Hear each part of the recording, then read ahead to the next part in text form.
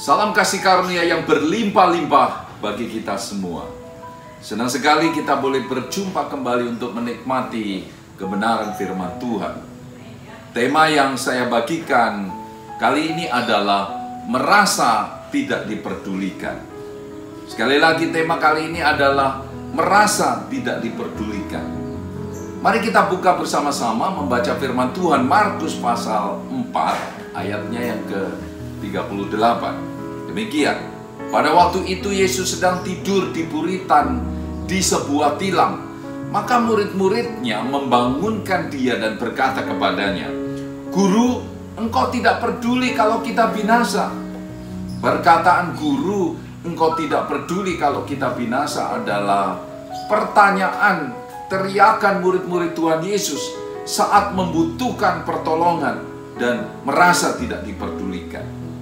Bahkan di sini kita perhatikan dengan sesama, mereka merasa mau mati, tetapi tidak ada pertolongan dari Tuhan Yesus. Wow, Bapak Ibu Saudara, mungkin saudara atau saudari belum pernah merasa sudah mau mati, tapi tidak ada yang mau memperdulikan, atau bahkan sedang merasa lebih daripada murid-murid ini. Saat ini saudara terbaring sakit sendirian dalam kesepian dan kesunyian, tapi tidak ada seorang pun sepertinya yang memperdulikan saudara. Bahkan sepertinya saudara merasa Tuhan tidak memperdulikan dirimu. Saudara-saudara, benarkah Tuhan Yesus tidak peduli kepada murid-murid saat mereka sedang membutuhkan pertolongan, saat mereka sedang diempas, ditekan oleh masalah badai yang ada di danau itu? Atau ini hanya perasaan atau prasangka buruk para murid-murid kepada Tuhan karena saat itu mereka sedang ketakutan kematian yang sedang mengejar mereka? Untuk lebih jelasnya mari kita membaca firman Tuhan yang terdapat di dalam Markus pasal 4 ayat 35 sampai dengan 38. Demikian, pada hari itu waktu hari sudah petang, Yesus berkata kepada mereka, "Marilah kita bertolak ke seberang." Ayat 36. Mereka meninggalkan orang banyak itu, lalu bertolak dan membawa Yesus beserta dengan mereka dalam perahu di mana Yesus telah duduk, dan perahu-perahu lain juga menyertai dia. Lalu mengamuklah taufan yang sangat dahsyat dan ombak menyembur masuk ke dalam perahu sehingga perahu itu mulai penuh dengan air. Pada waktu itu Yesus sedang tidur di buritan di sebuah tilam. Maka murid-muridnya membangunkan dia dan berkata kepadanya, "Guru, engkau tidak peduli kalau kita binasa." Nah, Bapak Ibu Saudara, kita melihat dalam Markus pasal 4 ayat 35 sampai dengan 38 ini, Tuhan Yesus dan murid-muridnya berada dalam satu perahu yang sama, sedang menyeberangi Danau Galilea. Saya pernah menaiki perahu yang ada di Danau Galilea ini. Boleh dikata sebenarnya danau ini tidak seluas samudra, karena sejauh mata saya memandang dapat terlihat pinggir danau yang lainnya. Nah, dalam peristiwa ini, murid-murid ini pada hari itu, saudaraku, sedang terjadi hujan lebat disertai angin topan yang dahsyat, dan juga saudara-saudaraku menyebabkan air danau bergelora, menggoncang dan mengempaskan perahu itu, sehingga air hujan dan air danau yang memenuhi perahu mereka. Dalam kepanikan itulah murid-murid ketakutan akan badai dan kematian, sehingga mereka membangunkan Tuhan Yesus yang sedang tidur atas tilam yang tersedia di atas perahu bagian buritan itu. Saudara-saudaraku, murid-murid membangunkan Tuhan Yesus yang sedang tidur karena mereka merasa dan menyangka Tuhan Yesus tidak peduli akan keselamatan jiwa mereka. Inilah yang menjadi pertanyaan buat saya, Bapak Ibu Saudara. Benarkah Tuhan Yesus tidur tidak peduli? Benarkah Tuhan Yesus tersembunyi dari mereka saat mereka sedang mengalami berbagai tekanan hidup? Benarkah yang dilakukan Tuhan Yesus itu benar-benar tidak peduli kepada mereka? Mari kita membaca firman Tuhan yang terdapat di dalam Mazmur pasal 121 ayat 3. Kita baca bersama-sama demikian. Ia takkan membiarkan kakimu goyah, penjagamu tidak akan terlelap. Ayat 4, sesungguhnya tidak terlelap dan tidak tertidur penjaga Israel. Tuhanlah penjagamu, Tuhanlah naunganmu di sebelah tangan kananmu. Matahari tidak menyakiti engkau pada waktu siang atau bulan pada waktu malam. Tuhan akan menjaga engkau terhadap segala kecelakaan. Ia akan menjaga nyawamu. Ayat 8, Tuhan akan menjaga keluar masukmu dari sekarang sampai selama-lamanya. Amin.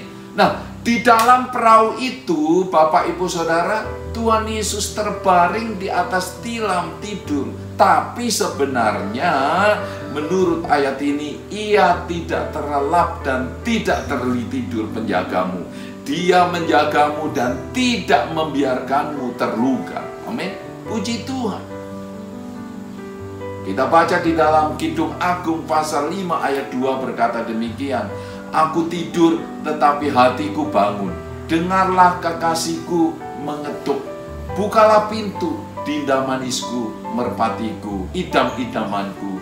Karena kepalaku penuh embun dan rambutku penuh dengan tetesan embun malam. Bapak Ibu Saudara, Tuhan Yesus tidur. Ia tidur penjagamu, tapi hatinya terbangun.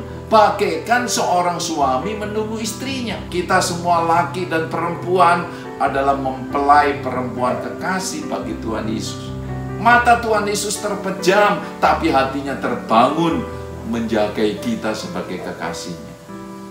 Artinya Tuhan Yesus selalu peduli kepada kita. Amin. Seperti kekasih seorang suami kepada istrinya. Demikianlah Tuhan Yesus peduli dan mengasihi kita. Amin.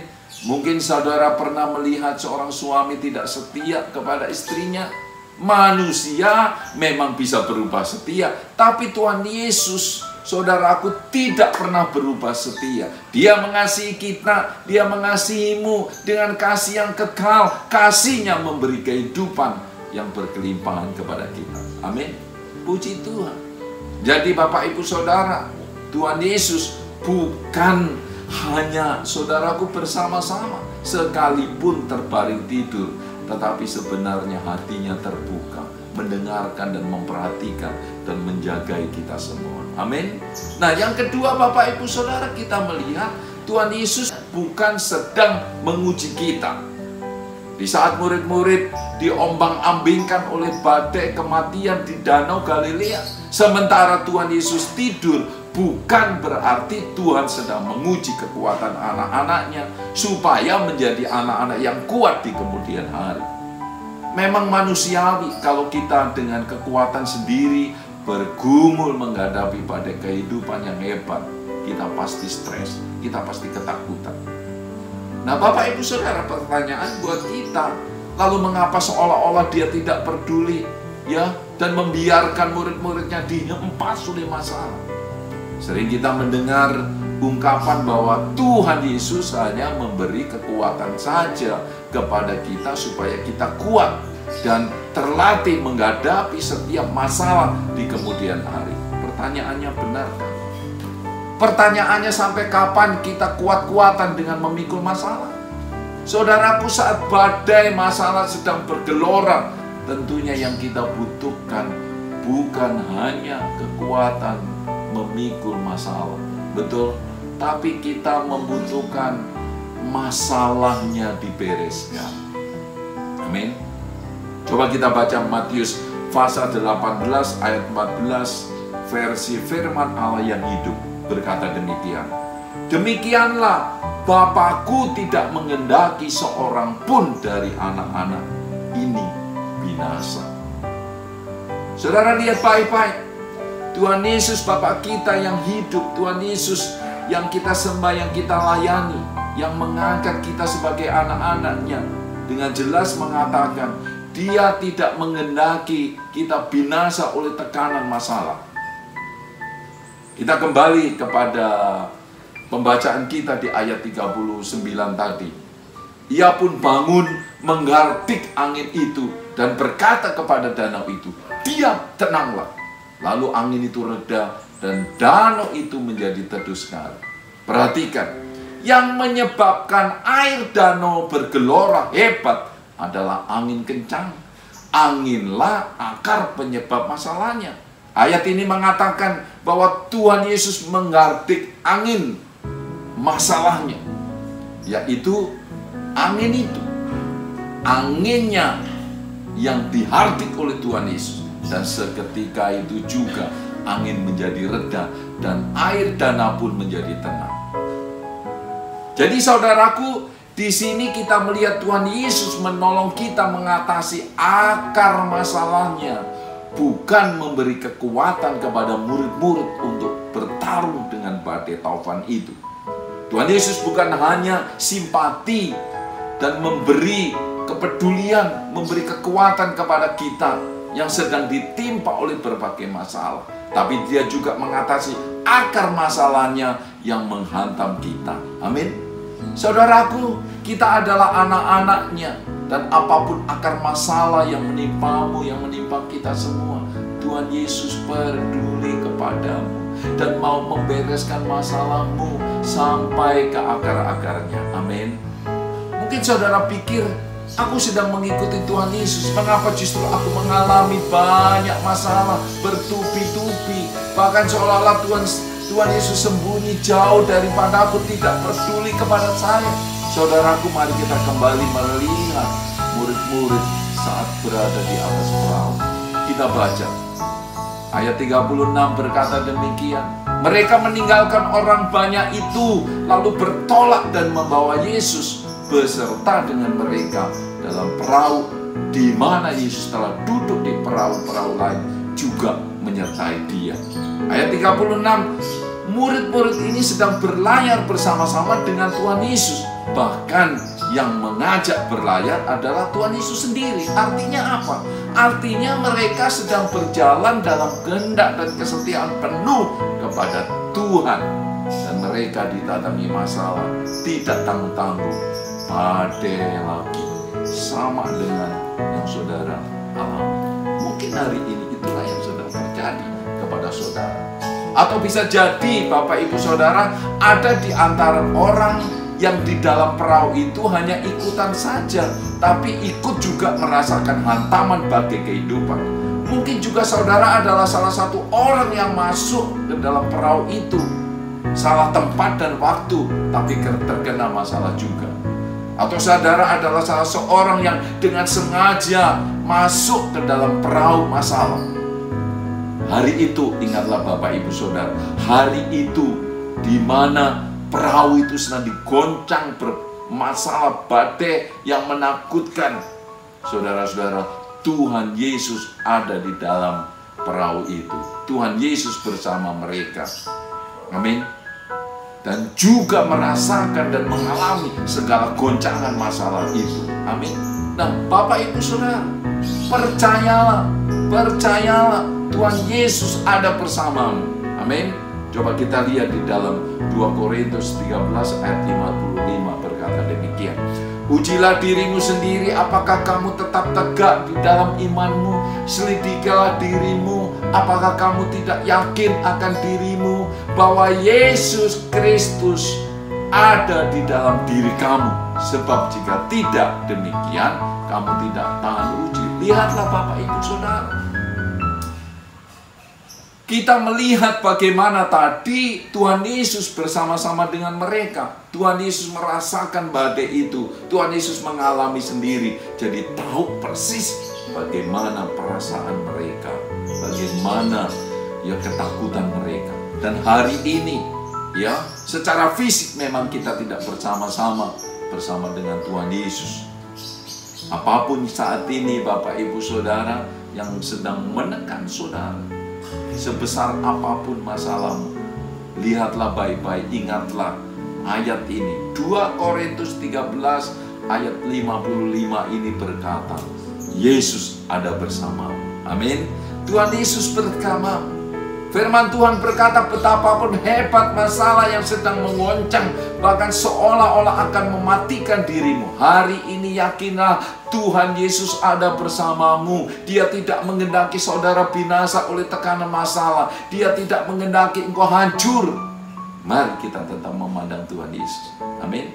Seperti murid-murid itu, meskipun mereka tidak tahu apa yang harus diperbuat mengatasi badai yang dahsyat itu, tetapi mereka tetap memandang Tuhan Yesus, tetap melihat Tuhan Yesus dan berseru. Alkitab katakan ada contoh yang luar biasa yang bisa mengingatkan kita, menyadarkan kita di saat-saat kita menghadapi masalah-masalah yang dahsyat, kita tetap memandang Tuhan Yesus. 2 Tawarikh 20 ayat 12 berkata demikian. Ya Allah kami, tidakkah engkau akan menghukum mereka? Karena kami tidak mempunyai kekuatan untuk menghadapi laskar yang besar ini yang datang menyerang kami. Kami tidak tahu apa yang harus kami lakukan, tetapi mata kami tertuju kepadamu. Amin. Sekalipun seolah-olah Tuhan Yesus tampaknya sedang tidur, saudara-saudara, ya, dia tampaknya bersembunyi di tengah angin ribut, di tengah badai, dan seolah-olah kita merasa tidak diperdulikan, seolah-olah kita merasa sendiri.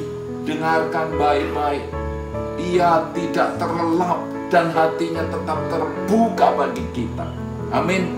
Karena itu firman Tuhan ini berkata, tetaplah mata kita tertuju kepada Tuhan Yesus, bukan kepada angin, bukan kepada badai, bukan kepada kematian yang mengancam, yang menekan kita. Amin. Mari kita lihat apa yang dilakukan Tuhan Yesus di dalam Markus pasal 4 ayat 39. Ia pun bangun menghardik angin itu dan berkata kepada danau itu, diam, tenanglah. Lalu angin itu reda dan danau itu menjadi teduh sekali. Tuhan Yesus memerintahkan angin dan danau itu menjadi reda. Kesanggupan Tuhan Yesus memerintahkan angin menjadi reda membuktikan bahwa Dia adalah Allah yang menciptakan alam semesta dan berkuasa atas ciptaannya. Beginilah firman Tuhan yang memberi matahari untuk menerangi siang, yang menetapkan bulan dan bintang-bintang untuk menerangi malam, yang mengharu biru laut sehingga gelombang-gelombangnya ribut. Tuhan semesta alam namanya. Saudaraku, Tuhan Yesus yang sama itulah Bapak Ibu Saudara di dalam kita yang berkuasa, tidak berubah dahulu, sekarang dan sampai selama-lamanya. Dia dahulu yang menghardik danau Galilea yang bergelora itu menjadi tenang.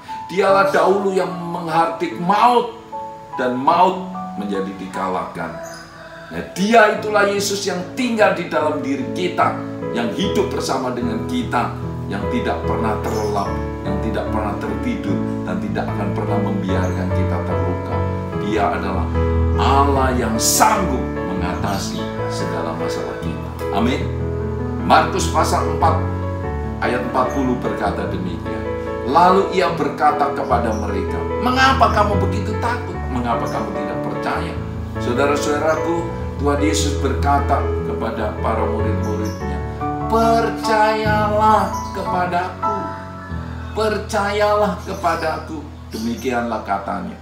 Saat ini Bapak Ibu Saudara, buanglah pikiran dan prasangka buruk terhadap Tuhan Yesus yang mengatakan bahwa Dia tidak peduli kepada kita. Amin. Perintahkan gelora jahat pikiranmu itu, prasangka buruk itu yang mencurigai Tuhan Yesus bahwa Tuhan tidak peduli kepadamu. Perhatikan baik-baik. Tuhan sangat peduli. Dia tidak pernah terlelap. Hatinya selalu terjaga seperti seorang suami terhadap istrinya. Demikianlah Tuhan Yesus, Sang Kekasih kita itu. Dia sangat peduli. Bahkan Dia mengatasi segala masalah dan persoalan kita mulai dari akar-akar. Mari, perintahkanlah gelora jahat pikiranmu yang menekanmu itu untuk menjadi tenang. Dan kita percaya kepada Tuhan Yesus. Amin. Puji Tuhan. Mari kita berdoa. Bapa di surga, kami sungguh bersyukur kepadamu bahwa ternyata Engkau adalah kekasih kami yang tidak pernah terlelap dan hatimu selalu terbuka kepada kami. Kami adalah mempelaimu, kekasihmu yang hidup di dunia ini, yang saat ini sedang bergelora berbagai macam masalah yang sedang menekan kami. Kami percaya Tuhan, Engkau tidak menggenapi kami hancur oleh berbagai masalah yang sedang menekan kami. Segeralah ulurkan tangan memberi pertolongan kepada kami.